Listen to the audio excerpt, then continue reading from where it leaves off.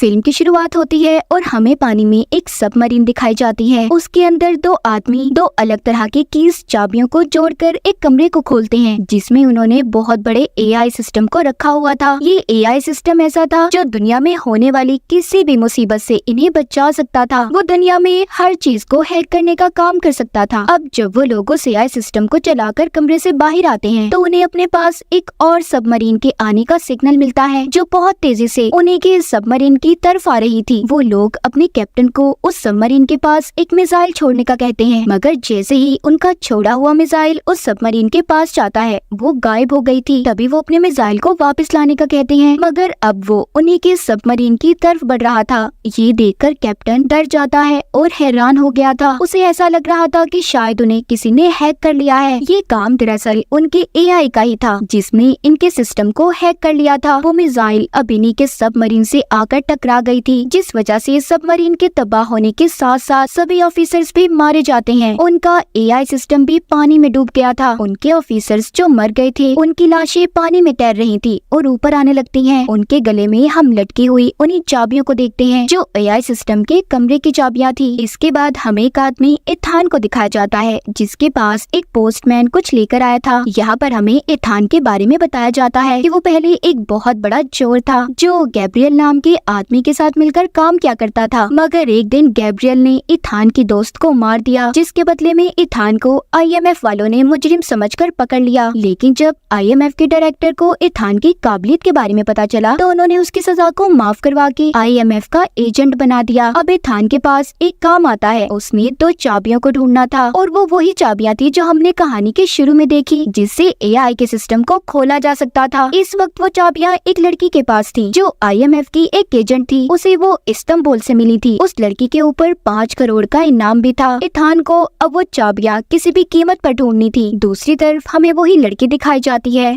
जिसके पास चाबियां थी। वो रेगिस्तान के इलाके में कुछ आदमियों से लड़ रही थी जो उसकी जान के दुश्मन थे। वो अपनी स्नाइपर गन से उनका मुकाबला करती है। तभी उसकी मदद करने वहाँ पर इथान भी आ गया था, लेकिन उस लड़की के पास जैसे ही इथान जाता है वो लड़की मर गई थी। इसके बाद हमें एक मीटिंग दिखाई जाती है जहाँ पर सभी आईएमएफ के ऑफिसर्स बैठे एक एजेंट से मीटिंग कर रहे थे। वो एजेंट इन्हें यहाँ पर एक एआई सिस्टम के बारे में बताता है जो अब खुद से काम करने लगा है। इनको बहुत सी तबाहियों के रिकॉर्ड्स भी मिले थे, मगर कहीं पर भी एआई का नाम नहीं था कि उसकी वजह से ये सब कुछ हो रहा है। मगर वो एजेंट बताता है कि वो एआई अब खुद से काम कर रहा है। वहीं पर अब आईएमएफ के डायरेक्टर इनसे बात करते हैं और बता कि रशिया अपनी 2 अलग अलग किस्म की चाबियों को ढूंढ रहा है, जिससे वो अपने एआई सिस्टम को कंट्रोल कर सकते हैं जो उन्होंने कई सालों पहले बनाया था। अगर उन्हें वो चाबियां ना मिली तो दुनिया में बहुत बड़ा खतरा आ सकता है। लेकिन ये चाबियां किस लिए और इनसे क्या खोला जा सकता था, इस बारे में इन्हें अब तक कुछ भी नहीं पता था। लेकिन दुनिया में जितनी भी एजेंसीज हैं सब उन चाबियों को ढूंढ रही हैं। शायद उससे एआई सिस्टम को कंट्रोल किया जा सकता है, जिससे पूरी दुनिया के सिस्टम को हैक करके तबाह किया जा सकता है। वो बताते हैं इन चाबियों का एक हिस्सा हमारे एजेंट को मिला था, जिसको लेने हमने इथान को भेजा था, मगर अभी तक उसका कुछ पता नहीं चला। तभी यहाँ पर एक एजेंट आकर आईएमएफ के डायरेक्टर को एक मास्क देता है और वहाँ पर जहरीली गैस को छोड़ देता है, जिससे सब बेहोश हो गए थे। बस वो एजेंट और डायरेक्टर ही बचे थे। वो एजेंट दरअसल असल में इथान था। डायरेक्टर उससे पूछते हैं तुमने ऐसा क्यों किया। इथान उन्हें बताता है कि मैं उसी लड़की एजेंट के पास गया था जिसके पास से मुझे ये चाबी मिली। मैंने ये चाबी ले ली और मैंने उसे मर जाने का नाटक करने का कहा ताकि जो भी लोग उसके पीछे पड़े हैं वो हट जाएं और उसकी जान बच जाए। वो अपने डायरेक्टर से कहता है इस चाबी का दूसरा हिस्सा ढूंढने के बाद ही एआई सिस्टम को खत्म कर दूंगा। ये सुनकर डायरेक्टर कहते हैं तुम जानते हो कितनी एजेंसीज उस एआई सिस्टम के पीछे पड़ी हैं। वो कहता है हाँ मैं जानता हूँ, और मैं ये भी जानता हूँ अगर किसी भी एजेंसी ने उसे हासिल भी कर लिया तो वो इतना खतरनाक है उसे कोई भी कंट्रोल नहीं कर पाएगा, जिससे दुनिया में तबाही फैलेगी। इसीलिए मैं उसे खत्म करना चाहता हूँ। अब कुछ दिन के बाद हमें दुबई एयरपोर्ट को दिखाया जाता है। एक ऑफिसर जो अपनी टीम के साथ इथान को ढूंढ रहा था, क्योंकि उसे पता चल चुका था कि चाबी का एक हिस्सा इथान के पास है। उन्हें इथान मिल जाता है, मगर दिखने पर वो इथान नहीं था, क्योंकि वहाँ पर जो इथान के साथी थे उन्होंने उन्होंने सारे कैमरा सिस्टम को हैक कर लिया था, जिससे उस ऑफिसर को चलता हुआ हर आदमी इथान नजर आ रहा था। उधर दूसरी तरफ इथान जो एक आदमी के पास पहुंचता है, जिसके पास चाबी का दूसरा हिस्सा था, मगर अब वो चाबी एक लड़की चुरा कर भाग जाती है। उसके बारे में इथान के साथी जब पता करते हैं तो इन्हें पता चलता है कि लड़की जिसका नाम ग्रेस था वो बहुत ही मशहूर और चालाक चोरनी थी। उस पर बहुत से इल्जामात भी लगे थे। तभी एयरपोर्ट पर इथान के साथी को एक बैग पर शक होता है। जब वो उसे खोलकर देखता है तो उसमें बॉम्ब था। ये उस बॉम्ब को अब डिफ्यूज करने की कोशिश कर रहा था ताकि वो यहाँ पर किसी को भी कोई नुकसान न पहुँचा सके। उधर इथान को एयरपोर्ट पर ग्रेस भी मिल जाती है। वो ग्रेस से उस चाबी को ले लेता है और एक लाइटर देकर ये वादा करता है कि मैं जानता हूँ तुम एक बहुत बड़ी चोरनी हो। अगर तुम यहाँ से सही सलामत निकलना चाहती हो तो तुम्हें मुझे ये चाबियाँ देनी होगी और मैं तुमसे वादा करता हूँ मैं सही सलामत तुम्हें यहाँ से बाहर निकाल दूंगा। उधर अंदर इथान के साथी ने बॉम्ब को फटने से रोक लिया था, लेकिन ग्रेस वहाँ पर फिर से इथान को दोबारा से चूना लगाकर चाबियों को लेकर भाग गई थी और लाइटर उसकी जेब में डाल गई थी। तभी इथान जब ग्रेस को ढूंढ रहा था तो वो अपने सामने गैब्रियल को देखता है, जिसे देखकर वो डर गया था और उसे एयरपोर्ट पर खतरे का एहसास होता है। इसीलिए सबको बाहर निकलने का कहता है कि यहाँ पर बहुत बड़ा खतरा है। उधर IMF वाले जिन्होंने इथान पर नजर रखी हुई थी, वो वीडियो में इथान और ग्रेस को जब साथ देखते हैं तो समझ जाते हैं कि इन दोनों का चाबियों को लेकर कुछ तो चक्कर जरूर है। उधर एयरपोर्ट पर ग्रेस को पकड़ा जा चुका था। उसके सामने उसके पासपोर्ट और बहुत से पैसे रखे थे। अब ऑफिसर उसे अपने सबसे बड़े ऑफिसर के पास लेकर जाता है, जो असल में कोई और नहीं बल्कि इथान था। वो कहती है तुम्ही ने मुझे पुलिस से पकड़वाया है ना? वो कहता है हाँ, अब तुम मुझे बताओ वो चाबियां तुम क्यों हासिल करना चाहती हो? वो बताती है मैं नहीं जानती उन चाबियों के बारे में असल राज क्या है। मुझे तो सिर्फ ये बताया गया था कि मुझे इन चाबियों को एक आदमी के पास बेचना है जो मुझे बहुत से पैसे देगा, और तुम्हारे बारे में भी बताया गया था। इतना कहकर जब ये दोबारा से इथान के साथ जा रही थी, एक बार फिर ग्रेस इथान को धोखा दे देती है। ऑफिसर्स के दरमियान में फंसाकर वो वहाँ से भाग गई थी और नीचे जाकर गाड़ी को लेकर चलाकर वहाँ से चली जाती है। उसका पीछा एक बाइक पर इथान भी कर रहा था। तभी ग्रेस के सामने कुछ गुंडे आ जाते हैं जो उसे अब तंग कर रहे थे और गाड़ी से बाहर निकलने का कहते हैं। वहाँ पर जल्दी से अब इथान भी आ गया था। उसने ग्रेस को बचा लिया था और उसके हाथ पर अपने हाथ के साथ हथकड़ी को बांध देता है ताकि वो भाग न सके। उधर ही वो ऑफिसर जो इथान को पकड़ने में लगा हुआ था वहाँ पर आ जाते हैं। इसी दौरान एक लड़की कातिल उनके पीछे पड़ जाती है। उसने ऑफिसर्स पर हमला कर दिया था और ग्रेस और इथान के पीछे पड़ चुकी थी। वो भी उनसे चाबियां हासिल करना चाहती थी। इथान और ग्रेस उससे बचकर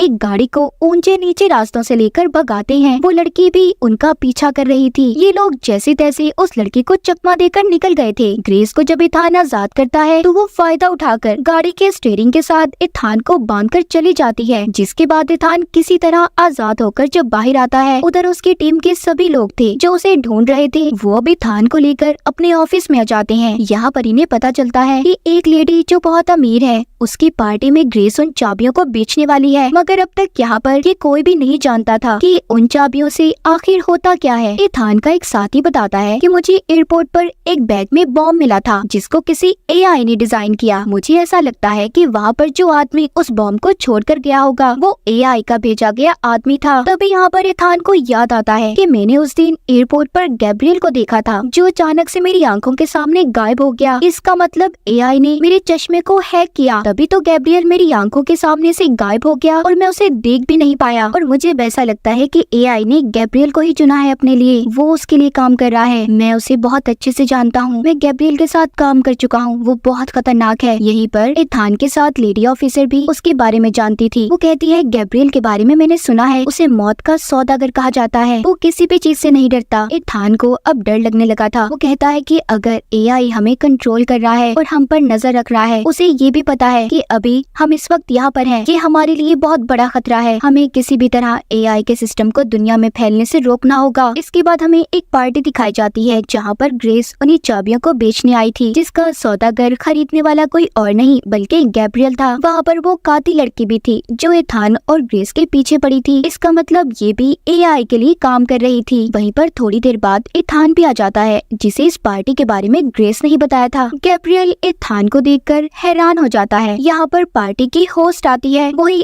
अमीर लेडी जो एक ब्लैक मार्केट की डीलर थी, जिसके बारे में पहले ग्रेस ने एथान को भी बताया था। उसी ने ग्रेस को गैब्रियल को चाबियां देने का काम दिया था। वो आकर गैब्रियल से मिलती है। वो अमीर लेडी सबको बिठाकर बताती है कि उन कीज से जो सभी हासिल करना चाहते हैं उससे एआई की एंटिटी यानी कि उसकी बुरी ताकतों को कंट्रोल किया जा सकता है, जिसके बाद इंसान दुनिया में कुछ भी कर सकता है। तभी एथान को ये बात समझ आ गई थी कि वो सभी जो यहाँ पर इकट्ठा हैं उसके पीछे भी एआई का हाथ है। वहीं पर अमीर लेडी ग्रेस से चाबियां मांगती है। वहाँ पर एथान अब उस लेडी से पूछता है कि तुम्हारा उन चाबियों से क्या फायदा होगा। गैब्रियल बताता है अगर ये लेडी इन चाबियों को बेच देगी तो आने वाले कल में और भी अमीर हो सकती है, जिससे इसे बहुत से फायदे होंगे, इसे बहुत से पैसे मिलेंगे और जिसके बाद हम एआई सिस्टम को भी कंट्रोल कर सकते हैं। एथान कहता है आज जो हम यहाँ पर जमा हैं वो एआई की वजह से हैं। वो चाहता है कि उसकी चाबियों से गलत काम किए जाएं। वो एआई सिस्टम ये भी जानता है कि उसे मुझसे खतरा है। तभी वो ग्रेस को चाबियां देने से मना करता है कि गलत हाथों में चाबियां कभी मत देना, जिससे बहुत बड़ी तबाही आ जाएगी। अब वो ग्रेस को इशारा करता है और उधर तभी बहुत बड़ी लड़ाई शुरू हो गई थी। सभी को चकमा देकर एथान और ग्रेस वहाँ से भाग गए थे, लेकिन ग्रेस एथान को एक बार फिर धोखा देकर अकेला ही छोड़कर गैब्रियल के पास उन चाबियों का सौदा करने चली गई थी, क्योंकि उसके भी दिल में अब पैसों का लालच था। एथान जल्दी से अपने साथी से राब्ता करता है और ग्रेस की लोकेशन का पता करने का कहता है। तो उसका साथी जब अपने कंप्यूटर पर काम कर रहा था तो वो एकदम हैरान हो जाता है, क्योंकि बिना बोले ही एथान के पास उसकी आवाज जा रही थी। वो समझ जाता है कि एआई ने उनके सारे सिस्टम्स को हैक कर लिया है। एथान को जब इसके बारे में उसका साथी बताता है तो वो भागकर वहाँ से दूर चला गया था ताकि एआई उसे ना ढूंढ पाए। तभी वहाँ पर इसका पीछा करती कातिल लड़की आ जाती है जो अब तक इसका पीछा कर रही थी। इन दोनों के बीच में बहुत ज्यादा लड़ाई होती है, मगर वो उसे वहीं पर छोड़कर ग्रेस के पास चला जाता है जो एक पुल के पास थी, जिसके बारे में एथान के साथी ने बताया था, मगर उसे पहुँचते वहाँ पर देर हो गई थी। उधर पुल के पास गैब्रियल ने ग्रेस को धोखा दिया था। वो उसे चाबियां लेकर उसे बहुत मारता है और बदले में कोई भी पैसा नहीं देता। तभी उसकी मदद करने जब वहाँ पर एथान के साथी ऑफिसर आती है तो गैब्रियल ने उसे भी मार दिया था। एथान जब उनके पास पहुँचता है तो उस लेडी ऑफिसर की मौत हो गई थी, जिस पर वो बहुत दुखी था कि अगर वो जल्दी पहुँच जाता काश उसकी जान बचा लेता। अगली सुबह ग्रेस एथान के साथ थी। वो बताती है कि गैब्रियल अब वो चाबियां एक आदमी के पास लेकर जाने वाला है जो उसे उसका इस्तेमाल बताएगा कि कैसे वो एआई सिस्टम में काम कर सकती है, और वो सब लोग एक ट्रेन में उन चाबियों की डील करने वाले हैं। ग्रेस भी एथान के साथ उसकी टीम की मदद करने के लिए तैयार थी। एथान का साथी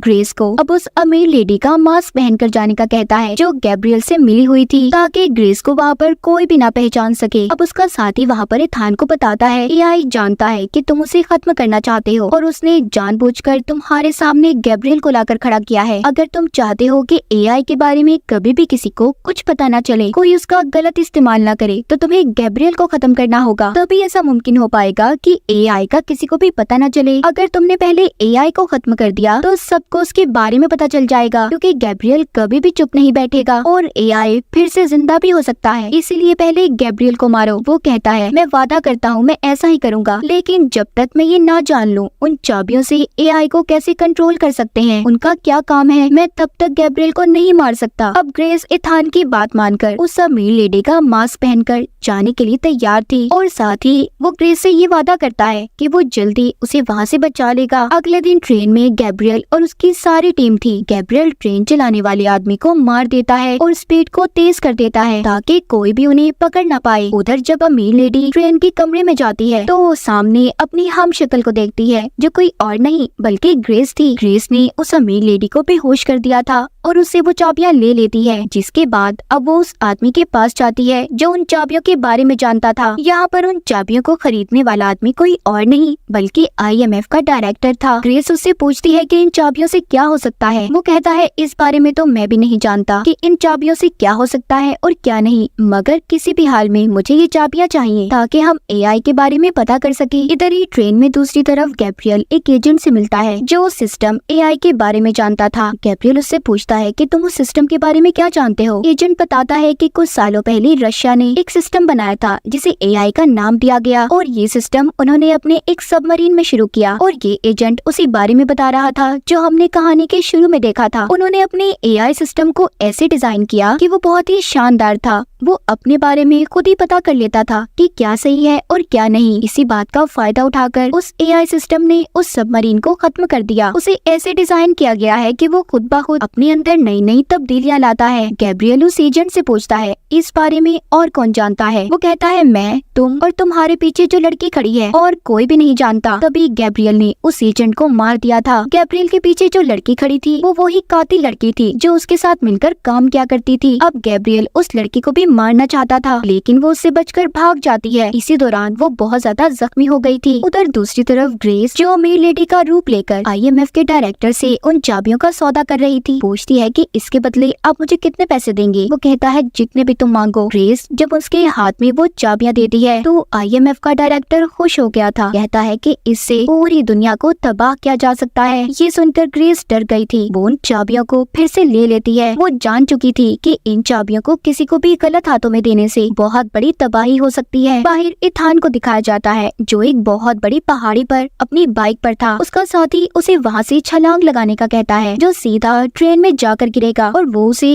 पैराशूट पहनने का कहता है। इथान को यहाँ से छलांग लगाने से डर तो लग रहा था, मगर जब उसे अपनी एक पुरानी दोस्त और लेडी ऑफिसर की याद आती है जिसको गैब्रियल ने मार दिया था, मगर अब वो ग्रेस को ऐसे मरने नहीं देना चाहता था, इसीलिए उसे बचाने की खातिर वो कूद जाता है। ट्रेन के अंदर भी जो असल अमीर लेडी थी उसको होश आ गया था। इसी वजह से ग्रेस की असलियत भी सबको पता चल जाती है। वो जब वहाँ से भाग रही थी तो उस लेडी का एक आदमी उसे पकड़ लेता है और उससे उसने एक चाबी को छीन लिया था। जब वो उसे मारने वाला था, सही वक्त पर वहाँ पर ये थाना जाता है, लेकिन वहाँ से वो चाबी अब गैब्रियल को मिल गई थी, जो उसे लेकर अब ट्रेन की छत पर आ गया था। इथान भी उसके पीछे आता है। उन दोनों की ट्रेन की छत पर बहुत ज्यादा लड़ाई हो रही थी। वो एक दूसरे को बहुत बुरी तरह से मार रहे थे। तभी यहाँ पर वही ऑफिसर आ जाता है जो अब तक इथान को पकड़ने के पीछे पड़ा हुआ था। इसी बात का फायदा उठाकर गैब्रियल ने एक ट्रक में छलांग लगा ली थी। यहाँ पर उस ऑफिसर और इथान को ये बात पता चल गई थी कि वो ट्रेन को नहीं रोक सकते। इथान अब नीचे ट्रेन के अंदर जाता है, जहाँ पर ग्रेस उससे माफी मांगती है और बहुत दुखी थी कि वो उसकी चाबियों को नहीं बचा सकी। यहाँ पर इथान उसको वो चाबी दिखाता है और बताता है कि लड़ाई के दौरान मैंने गैब्रियल से इस चाबी को चुरा लिया था। वो अब कुछ भी गलत नहीं कर सकता। ग्रेस बताती है कि ट्रेन को रोका नहीं जा सकता, ट्रेन के सारे इंजन्स को खराब कर दिया गया है। उधर हम गैब्रियल को देखते हैं जो अपनी जेब में चाबी के बजाय लाइटर को देखता है, जो इथान ने लड़ाई के दौरान उसकी जेब में डाल दिया था। उधर अब ट्रेन में वो दोनों एक दूसरे को बचाने की कोशिश कर रहे थे। इथान ट्रेन के इंजन को सभी डब्बों से अलग कर देता है, जिसके बाद ट्रेन का इंजन तो पानी में गिर गया था और डब्बे जो पुल पर जाकर लगते हैं, जिससे पुल तबाह हो गया था। ग्रेस और इथान उन डब्बों पर चलकर अपनी जान बचा रहे थे। तभी इसी दौरान इथान उस कातिल लड़की को देखता है जो अब मरने वाली थी। ग्रेस उसकी मदद करती और उसे बचा लेती है। वो लड़की उनका शुक्रिया करती है कि इथान ने उसे जिंदा छोड़ दिया और माफी मांगती है कि वो अब तक गैब्रियल का साथ दे रही थी। इथान पूछता है, क्या तुम इन चाबियों के बारे में जानती हो? तभी वो सबमरीन का नाम बताती है जो इन चाबियों का कोड भी था। इतना कहकर वो लड़की मर गई थी। इथान ग्रेस को सही वाले ट्रेन के डब्बे में छोड़कर, जिसमें अभी तक आईएमएफ का डायरेक्टर भी बैठा था और पैराशूट पहनकर नीचे उतर गया था। वहाँ पर ग्रेस आईएमएफ के डायरेक्टर को कहती है कि इथान आप पर अब भी भरोसा करता है, उसको आप पर यकीन है कि आप कभी भी कोई गलत काम नहीं कर सकते। ये सुनकर आईएमएफ का डायरेक्टर ग्रेस से कहता है, तुम फिक्र नहीं करो, कुछ भी गलत नहीं होगा, और हाँ, मैं तुमसे वादा करता हूँ कि तुम्हारे सारे पिछले रिकॉर्ड्स को मिटा दिया जाएगा और तुम अब आईएमएफ की एजेंट बनकर जिंदगी गुजारोगी। उधर इथान को दिखाया जाता है जो अपने साथियों के पास पहुँच गया था और चाबियां देकर उसके बारे में पता करने का कहता है। यानी कि इथान का सफर अभी शुरू हुआ था। वो दुनिया में आने वाली इस बड़ी सी तबाही को रोकना चाहता था। फिल्म के आखिर में हमें पानी के अंदर रशियन सबमरीन को दिखाया जाता है और इसी के साथ इस फिल्म की कहानी यहीं पर खत्म हो जाती है।